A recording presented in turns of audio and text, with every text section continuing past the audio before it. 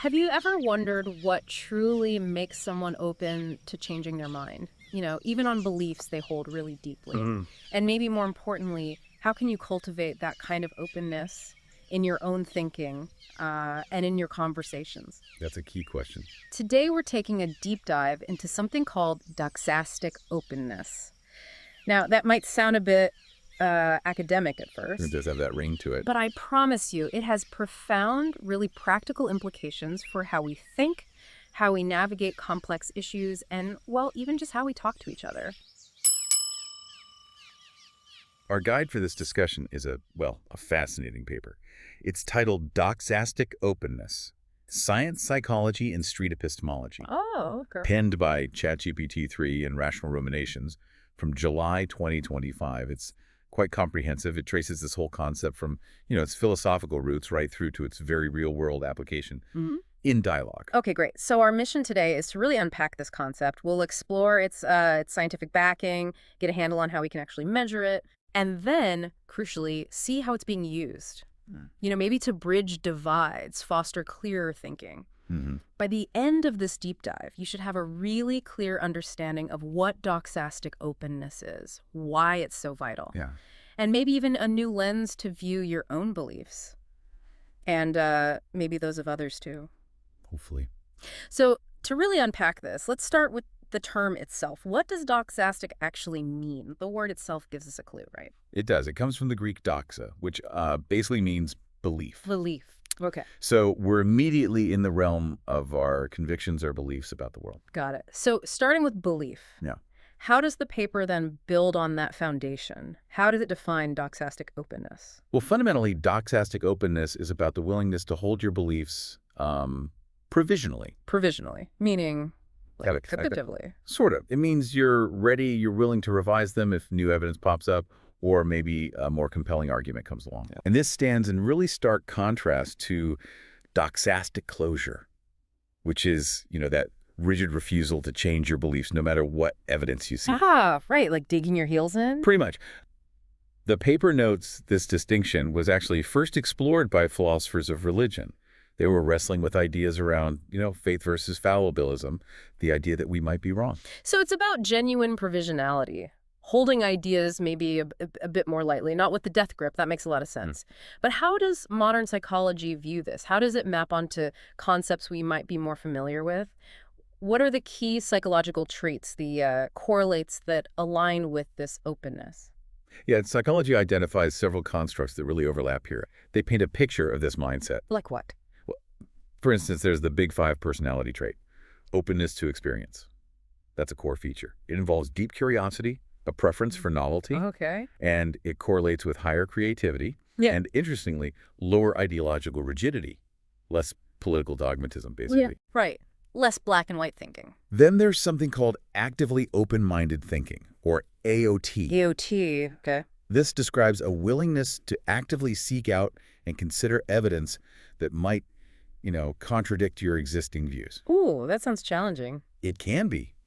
But it's a trait that strongly predicts resistance to things like conspiracy theories and common reasoning traps. Interesting. And you mentioned one more. Yes. Intellectual humility, or IH. Intellectual humility, I like that. It's basically an awareness of your own cognitive limits. A genuine recognition that, hey, you could be wrong. Your understanding might be incomplete. Right. It's often measured using a 4-factor scale.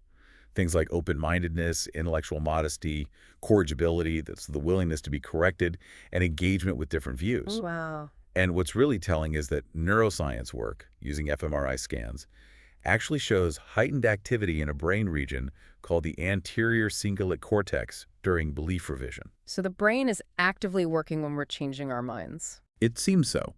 That area is involved in detecting conflict and errors. So whether we call it openness to experience or AOT or intellectual humility, it sounds like they all point towards a similar core psychological capacity, maybe like a muscle. That's a good way to think about it. When you see that kind of family resemblance, the cognitive flexibility, shedding the ego defensiveness, embracing uncertainty, what does that tell you about how these traits work together? How do they combine to make someone truly open? Well, what's fascinating is that this resemblance, it highlights a kind of cognitive Well, you can almost call it a cognitive immune And system. a cognitive immune system. Explain that. It's not just a random collection of traits.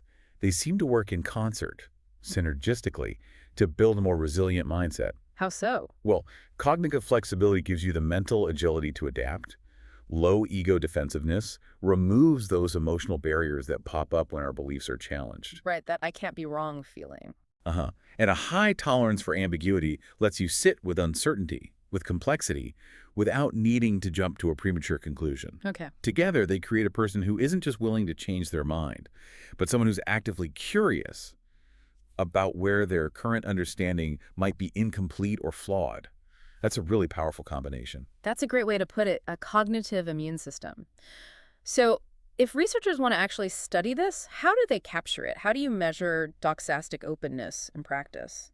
Researchers mainly use a couple of approaches. Self-report instruments are common, things like the AOT-40 scale or the IH-12 scale. So questionnaires, basically. Yeah, where people respond to statements about their own thinking habits and tendencies. But they also use behavioral tasks. Like observing people. Sometimes. For instance, setting up change of opinion scenarios where they present participants with new data that challenges an initial judgment, and then they observe how or if people adjust their views. I can almost picture those questions on the self-report scales. The paper mentions items like, I enjoy hearing reasons why people disagree with me. That's a classic AOT item. And I revise my viewpoint when presented with strong evidence. It notes these tests are pretty reliable, too. High internal consistency, good predictive validity for things like reduced dogmatism. That's right. They generally show good psychometric properties, with Cronbach's alpha often above 0.80, which is quite strong. And they do predict real-world outcomes, like being less dogmatic. So what's happening under the hood cognitively? What are the mechanisms that enable this openness? There are several cognitive and affective or emotional mechanisms at play. One key factor is metacognition.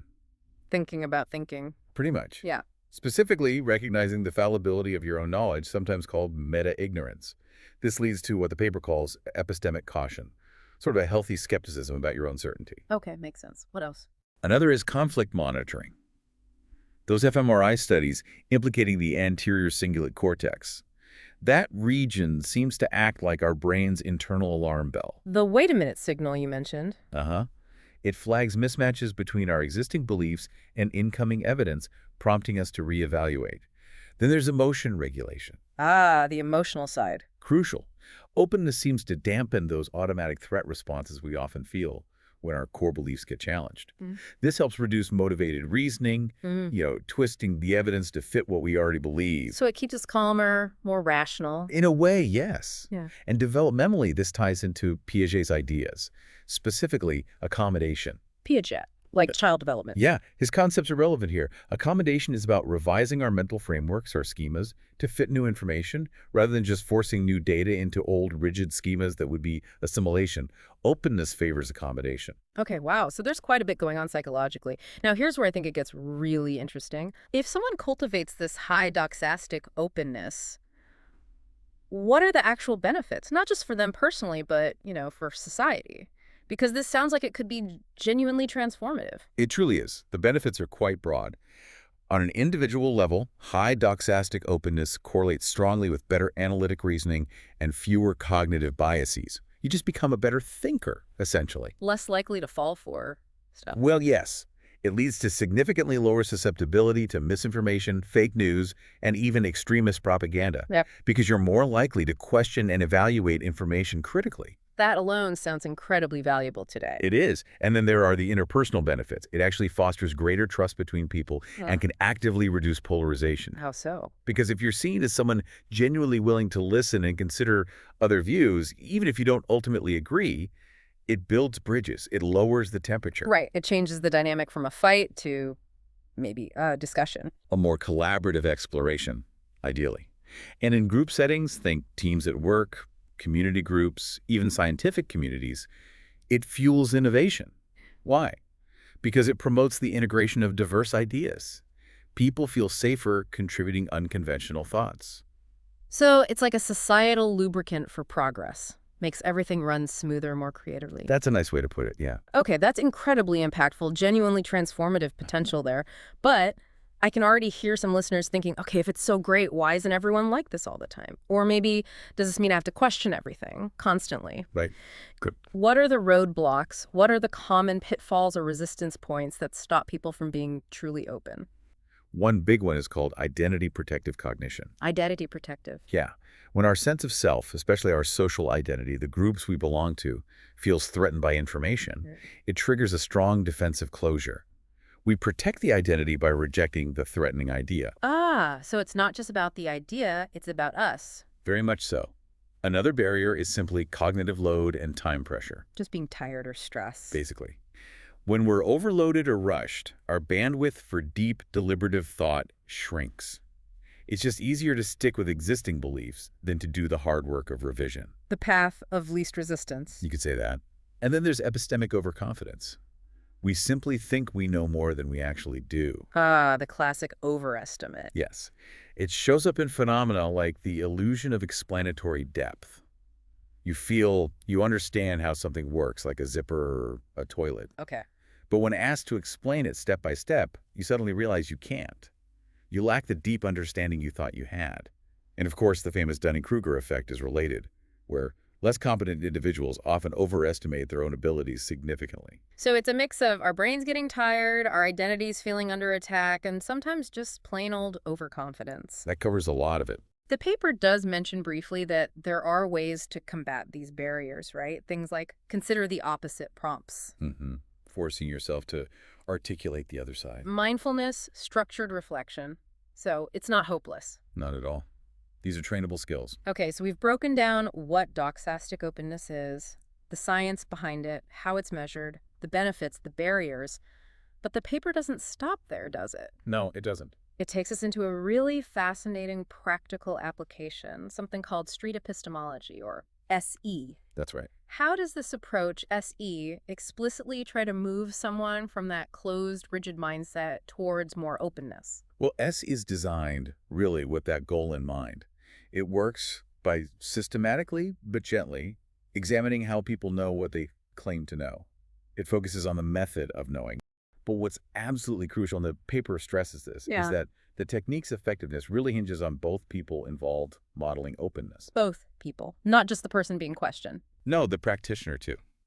It involves a kind of self-audit for the SE practitioner, asking themselves, okay, what evidence would change my view on this before they even start the conversation? Practicing what they preach. You got it. And it also demands a truly collaborative stance, framing the whole dialogue as a co-exploration, like, let's figure this out together. Rather than a debate or an argument, this helps lower those defensive barriers we just talked about. That collaborative stance sounds absolutely key. Avoids putting people on the defensive immediately. It's foundational to the method. So how does an SE practitioner actually do this in a conversation?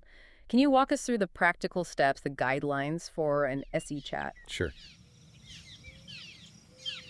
Subscribing is the only way to keep the cows from learning TikTok dances. Oh my God. The stakes have been raised. I know. It's like we have to save the world. Yeah, we have to protect the internet. From dancing cows. The process typically follows several phases, and each has a deliberate psychological rationale behind it. Okay. First, there's rapport and framing. This is about expressing genuine curiosity, active listening, empathy. The goal is to activate social safety circuits in the brain, get people out of that fight or flight mode. And into thinking mode. And into a more receptive prefrontal cortex mode.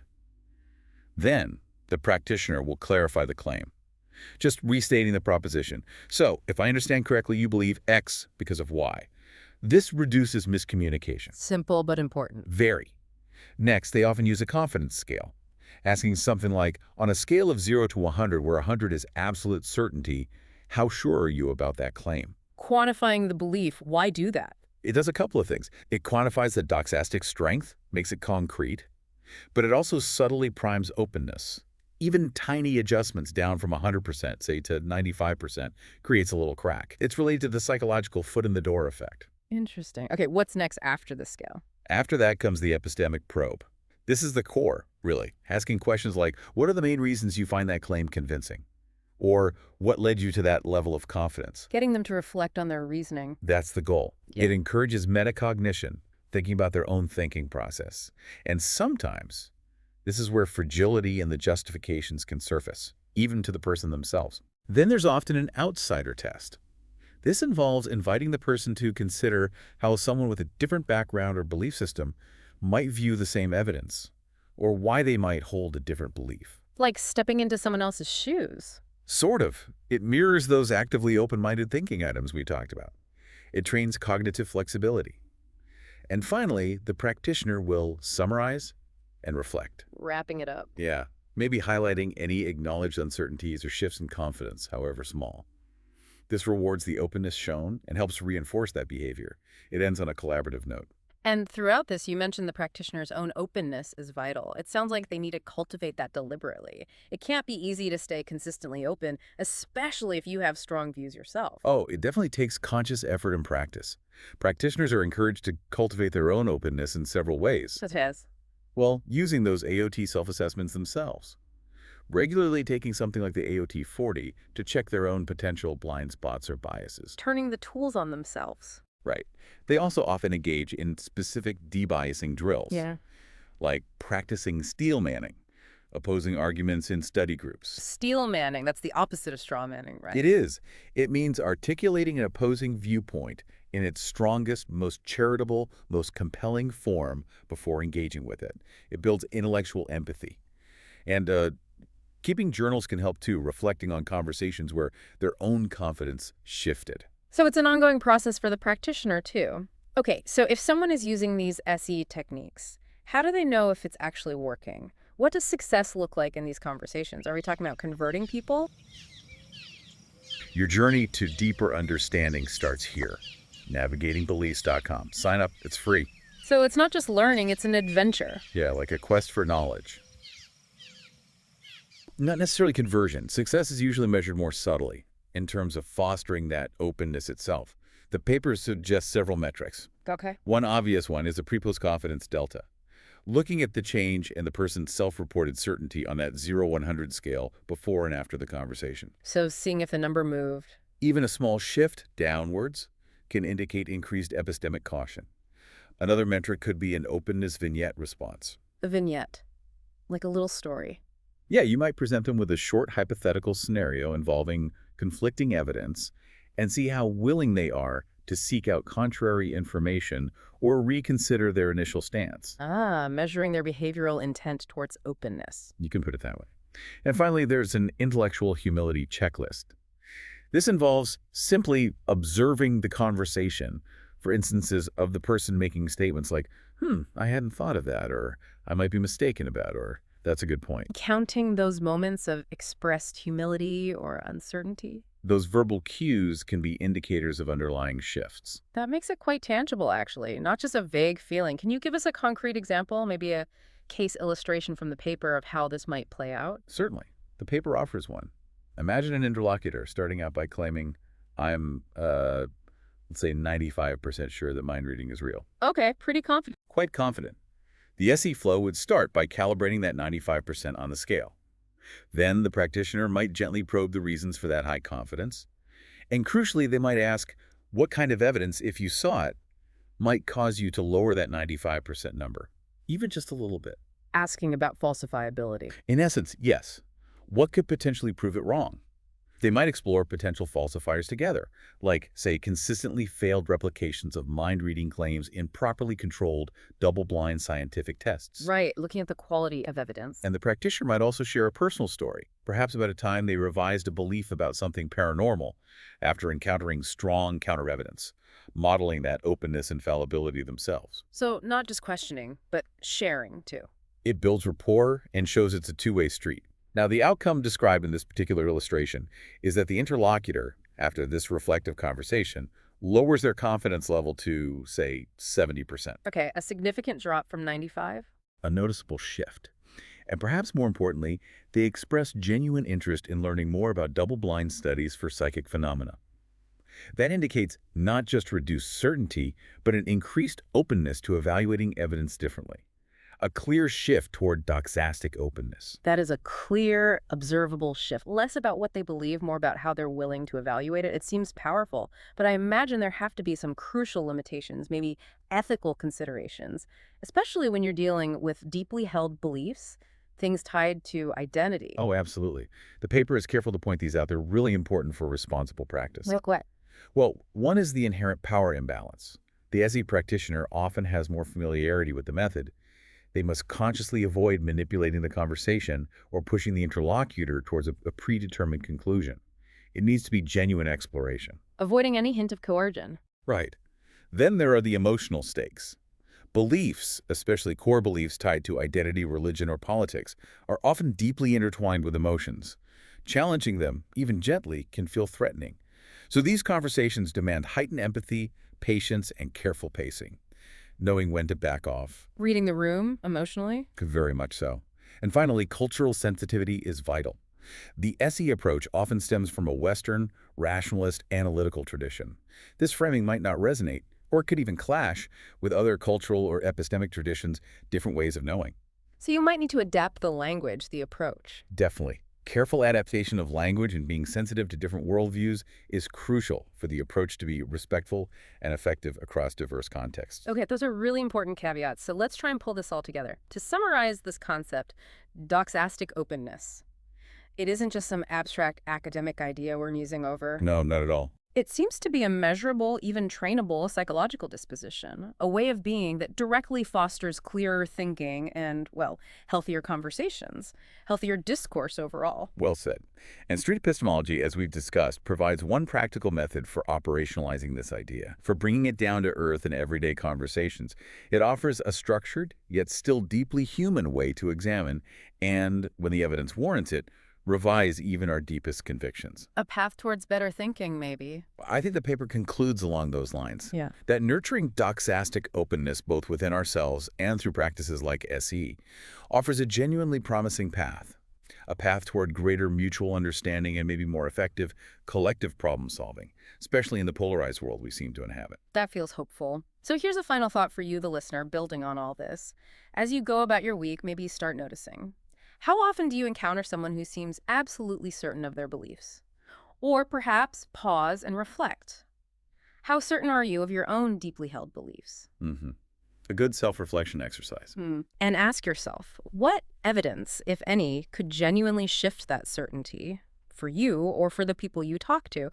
What stands out to you about this whole idea of doxastic openness? What questions does this deep dive raise for you personally? Or it resonates. We'd really encourage you to think about these concepts, maybe even try to notice them in your own conversations this week. What's your take on how we could cultivate more of this kind of openness in our daily lives? Until next time.